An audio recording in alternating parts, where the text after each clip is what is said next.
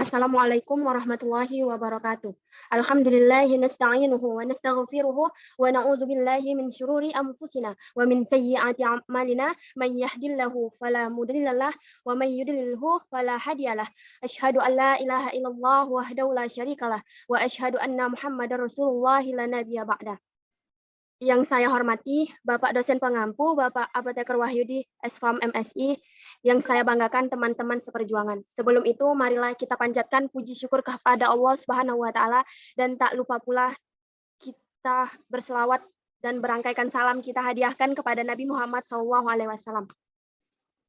Tahukah teman-teman siapa yang berperan dalam penentuan sifat dan ciri khas kita masing-masing, seperti bentuk rambut, warna kulit, dan ilmu apa sih yang membahas dan apa yang berperan penting dalam penentuan sifat dan ciri khas setiap kita masing-masing. Nah, itu tadi sesuai dengan judul kami yang akan kami bahas di kelompok 4 ini, yaitu berjudul tentang genetika manusia.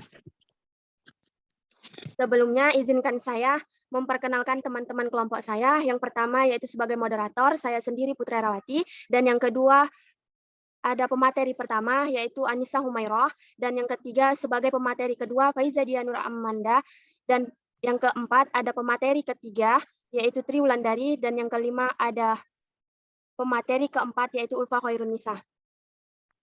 Baiklah, materi yang akan kami bahas adalah pengertian genetika manusia, manfaat genetika manusia, kromosom, dan gen. Untuk materi pengertian genetika manusia akan dibacakan oleh Faiza Dianur Amanda. Kepada Faiza, saya persilahkan.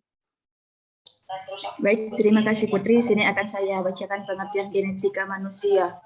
Genetika berasal dari bahasa Latin dan Belanda, yaitu genetika. Sedangkan dari bahasa Yunani, yaitu geno, yang berarti melahirkan. Ilmu yang mempelajari sifat keturunan yang diwariskan dari orang tua kepada anak, serta cucu, serta variasi yang mungkin timbul baik secara mendadak atau secara berangsur-angsur.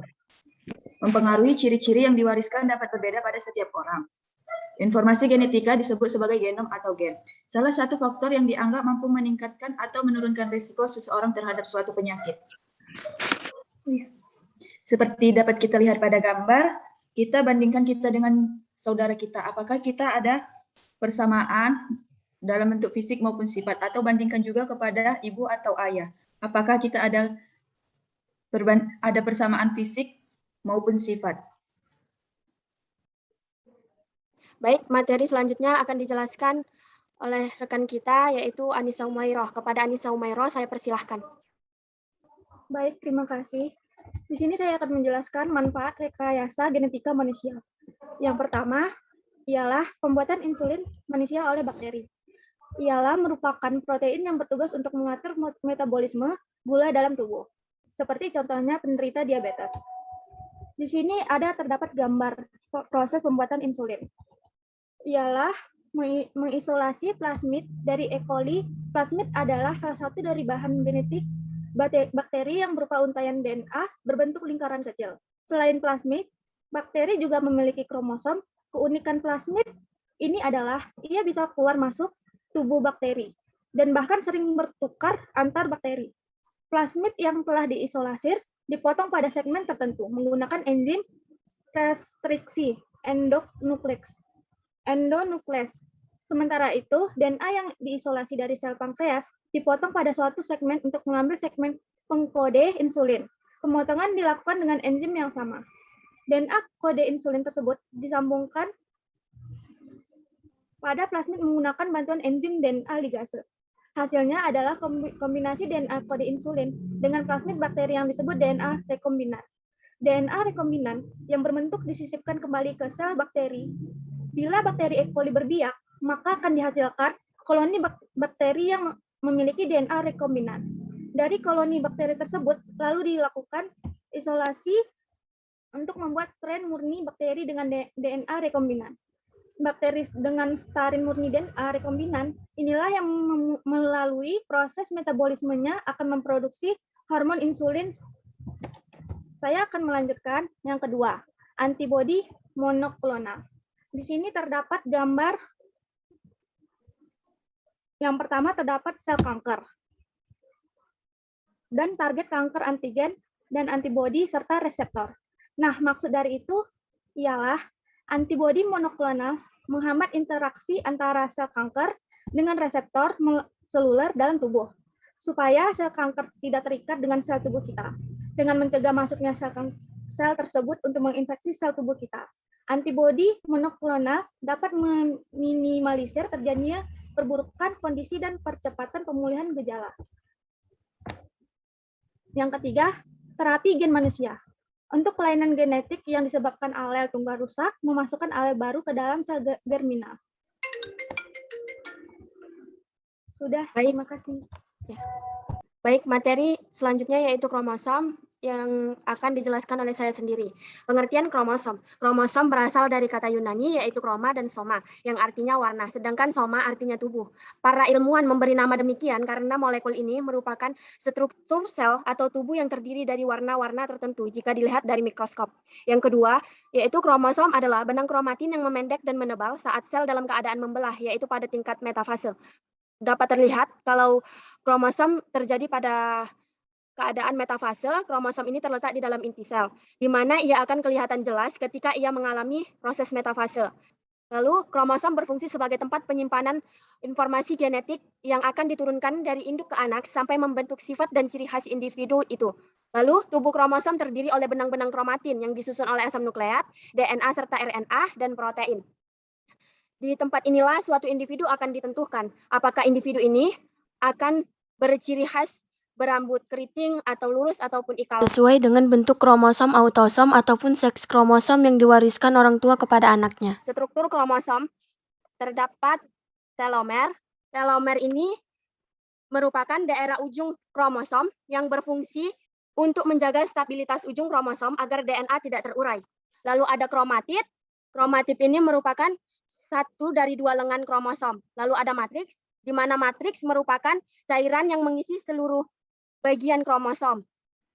Lalu ada kromiol. Kromiol merupakan bagian dari kromonema yang berupa granula-granula kecil yang terlihat seperti manik-manik dan merupakan akumulasi dari materi kromatin. Lalu ada sentromer atau kinetokor. Sentromer yaitu daerah lekukan atau kontriksi pertengahan kromosom. Sentromer mempunyai fungsi utama yaitu sebagai tempat melekatnya kromatid dan sebagai tempat pelekatan benang spindle pada saat pembelahan sel. Lalu ada benang kromonema yaitu benang halus yang berpilin terendam di dalam matriks. Lalu ada lengan kromosom. Lengan ini merupakan bagian utama yang mengandung gen. Lalu ada satelit. Satelit ini adalah bentuk bulat yang berada di ujung di lengan kromatid. Lalu selanjutnya ada tahapan pembentukan kromosom. Tahapan pembentukan kromosom diawali dengan DNA, di mana DNA merupakan molekul panjang yang menyimpan informasi genetik, dan yang kedua yaitu nukleosom, terdiri dari gulungan DNA yang mengelilingi inti protein dari dua molekul. Yang ketiga ada selenoid, yaitu lipatan-lipatan yang dipintal oleh unit nukleosom. Dan yang keempat ada kromatin, benang-benang yang akan membentuk kromosom. Lalu ada kromosom. Lalu terlihat pada gambar, di mana ini merupakan gen pengemasan DNA dipintal oleh protein histon. Lalu protein histon ini akan menjadi bentukan yang disebut dengan nukleosom. Lalu unit nukleosom ini membentuk benang-benang yang lebih padat dan terpintal menjadi lipatan-lipatan selenoid. Ini yang dinamakan lipatan-lipatan selenoid. Kemudian lipatan-lipatan selenoid ini akan membentuk benang-benang kromatin. Kemudian benang-benang kromatin ini menebal dan memendek membentuk kromosom. Untuk penjelasan lebih lengkapnya, mari kita lihat video berikut ini. DNA in each one of your cells is just 2 nanometers across, but around 30 to 40 million nanometers long. To keep DNA organized and regulate access to the genetic code, it is wrapped around structural proteins to form nucleosomes, which are then further organized into fibers called chromatin. The chromatin fibers are packaged into gigantic molecular structures called chromosomes. We are now pulling away from a chromosome, out through a nuclear pore, which is a gateway through the nuclear membrane. We are zooming back to reveal a cell about to undergo mitosis. The nuclear membrane breaks down, releasing the chromosomes. The chromosomes are arranged in the middle of a cell, before being pulled apart, with identical sets of DNA going to each side. The cell then splits down the middle, creating 2 new daughter cells. Baik, untuk penjelasan videonya akan dijelaskan oleh teman kita, Ulfa Khairunisa. Kepada Ulfa Khairunisa, saya persilahkan. DNA di masing sel dan mengatur akses ke kode genetik. DNA dibungkus di sekitar protein struktural untuk membentuk nukleosom yang kemudian disusun lebih lanjut menjadi serat yang disebut kromatin. Serat kromatin dikemas ke dalam struktur molekul raksasa yang disebut kromosom. Kromosom disusun di tengah sel sebelum ditarik terpisah dengan set DNA yang identik pergi ke setiap sisi sel, kemudian membelah di tengah menciptakan dua sel anak baru. Baik, itu tadilah penjelasan video untuk proses pembentukan kromosom. Maka untuk materi selanjutnya yaitu tentang bentuk-bentuk kromosom yang akan dijelaskan oleh Triwulandari. Kepada Triwulandari, saya persilahkan. Kita masuk ke bentuk-bentuk kromosom. Yang pertama itu ada metasentrik. Terlihat di gambar, kromosom jenis metasentrik ini memiliki panjang lengan yang relatif sama, sehingga sentromer berada di tengah-tengah kromosom. Yang kedua, ada submetasentrik. Kromosom jenis submetasentrik memiliki satu lengan kromosom, sehingga membuat sentromer sedikit bergeser dari posisi tengah kromosom. Yang ketiga, ada akrosentrik. Kromosom jenis akrosentrik ini memiliki satu lengan kromosom yang lebih pendek dibandingkan dengan kromosom lainnya. Yang keempat, ada telosentrik. Kromosom jenis telosentrik ini hanya memiliki satu buah lengan kromosom yang menyebabkan sentromer berada di ujung lengan kromosom. Jumlah 23 pasang yang mempunyai dua tipe kromosom, yaitu autosom atau sel tubuh dan seks kromosom atau kromosom kelamin. Penulisan kromosom laki-laki 22AA plus XY atau 44A plus XY, yang artinya 22 pasang autosom dan sebuah kromosom X dan Y, atau 44 buah autosom dan sebuah kromosom X dan Y.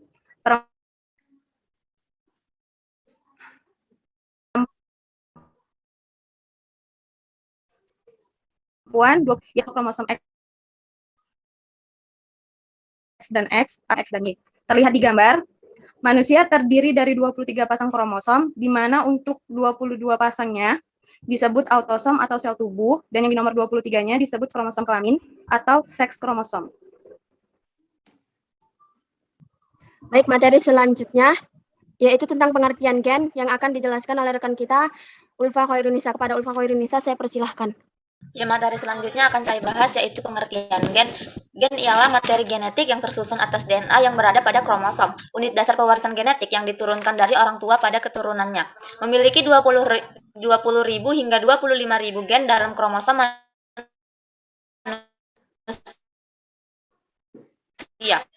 Pasangan log. Gen yang berpasangan dinamakan alel. Alel bisa membawa ciri-ciri yang sama ataupun berbeda, seperti contohnya sifat tangkai panjang dan tangkai pendek.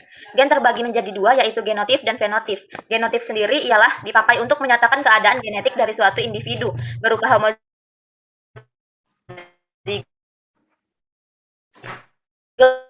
atau heterozigot yang diatur oleh genotip. Lalu kumpulan gen-gen dinamakan genom. Tiap individu punya ribuan gen dan hanya satu genom. Lalu berfungsi untuk memberikan informasi tentang genetika dari generasi ke generasi dan dapat berfungsi untuk mengendalikan tubuh. Lalu dapat menentukan sifat-sifat pada keturunannya. Seperti yang dicontohkan pada fakta di depan, sifat-sifat itu bisa berupa bentuk rambut, badan, warna kulit, dan sebagainya. Bisa kita lihat gambar di samping merupakan gambar struktur gen yang tersusun dari ekstron dan intron sebagai daerah pengkode RNA atau protein. Intron merupakan bagian yang tidak mengkode asam amino, sedangkan ekson merupakan bagian yang akan menjadi asam amino. Lalu selanjutnya saya akan membahas simbol-simbol gen. Gen dominan yaitu A besar, gen heterozigot ialah A besar dan A kecil, gen homozigot resesif ialah A kecil A kecil. Fenotipnya ialah F1, F2, dan F3. Lalu ada gen resesif ialah A kecil, gen homozigot ialah genotip A besar, kromosom homolog gen yang berpasangan di dalam satu lokus. Genotipnya ialah A besar, A kecil, A kecil, A.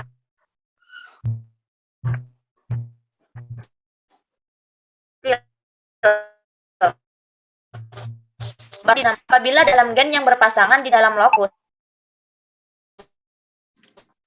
bersimbol, apabila gen yang berpasangan namun apabila A kecil, maka dinamakan gen homozigot yang resesif.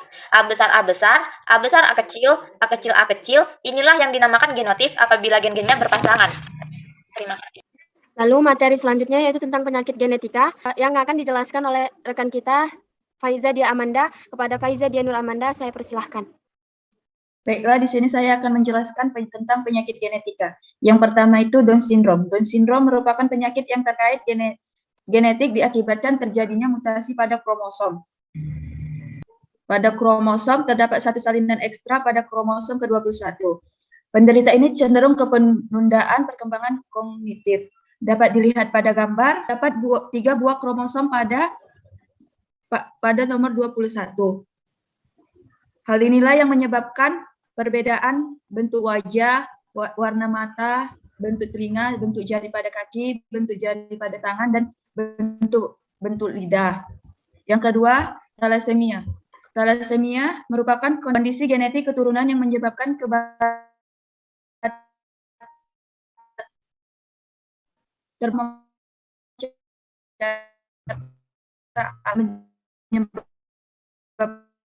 anemia berat khusus. Pada manusia normal atau orang normal, bentuk sel darah merahnya itu bulat pipi agak masuk ke dalam. Kalau pada penderita thalassemia, maka dia bentuk sel darah merahnya itu petak pipi masuk ke dalam.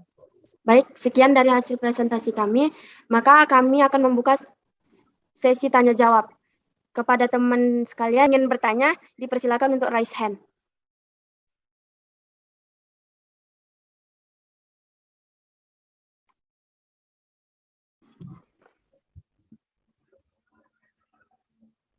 Baik, kepada Kistima Waddah, dipersilahkan untuk memaparkan pertanyaannya. Assalamualaikum warahmatullahi wabarakatuh. Saya Kistima Waddah dari kelompok 8 yang bertanya, mengapa ayah menentukan jenis kelamin bayi? Coba jelaskan. Terima kasih. Ya, sama-sama. Baik, kami akan menjawab pertanyaan dari Kistima Waddah yang akan dijawab oleh Faiza Dianur Amanda. Kepada Faiza, saya persilahkan. Baiklah, saya di sini akan menjawab pertanyaan dari Kisti. Karena kromosom yang dibawa oleh sperma ayah yang menentukan. Apabila sel sperma ayah membawa kromosom X, kemudian bergabung dengan kromosom X pada ibu, maka bayi yang akan dilahirkan adalah bayi perempuan. Namun apabila sel sperma ayah membawa kromosom Y, bergabung dengan kromosom X pada ibu, maka bayi yang akan dilahirkan adalah bayi laki-laki. Apakah Kisti sudah mengerti? Baiklah, berakhirnya sesi tanya jawab ini dikarenakan tidak ada lagi yang ingin bertanya, maka akan saya bacakan kesimpulan dari presentasi hari ini.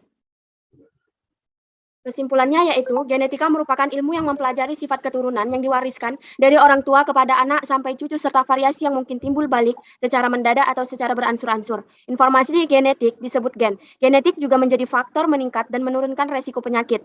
Manfaat rekayasa genetika yaitu pembuatan insulin, di mana pembuatan insulin ini berfungsi untuk mengatur metabolisme gula dalam tubuh penderita diabetes. Lalu ada antibodi monoklonal yang berfungsi sebagai sistem pertahanan untuk melawan infeksi penderita kanker.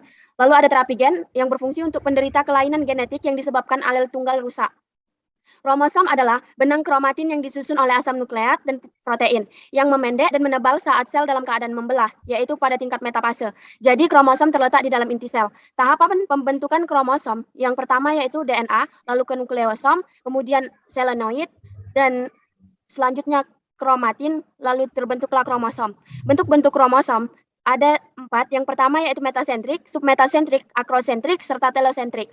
Jumlah kromosom pada manusia 23 pasang kromosom. Pada laki-laki terdapat 23 pasang kromosom plus XY atau 44 buah kromosom plus XY. Perempuan memiliki 22 pasang kromosom plus XX atau 44 buah kromosom plus XX. Gen adalah materi genetik yang tersusun atas DNA yang berada pada kromosom. Gen berjumlah 20.000 sampai 25.000 dalam kromosom manusia. Gen berfungsi untuk mengendalikan tubuh yang berarti bisa mengatur metabolisme dan pertumbuhan tubuh. Simbol-simbol gen, ada gen dominan yang disimbolkan dengan A besar, gen resesif disimbolkan dengan A kecil, gen heterozigot disimbolkan dengan A besar A kecil, gen homozigot dan homozigot resesif disimbolkan dengan A besar dan A kecil A kecil. Fenotip disimbolkan dengan F1, F2, F3, kemudian ada genotip disimbolkan dengan A besar A kecil, A kecil A kecil. Penyakit genetika ada Down syndrome dan thalassemia. Sekian dari hasil diskusi kami, lebih dan kurang kami mohon maaf. Saya akhiri. Wabillahi taufik walhidayah. Wassalamualaikum warahmatullahi wabarakatuh. Waalaikumsalam. Waalaikumsalam warahmatullahi wabarakatuh. Waalaikumsalam warahmatullahi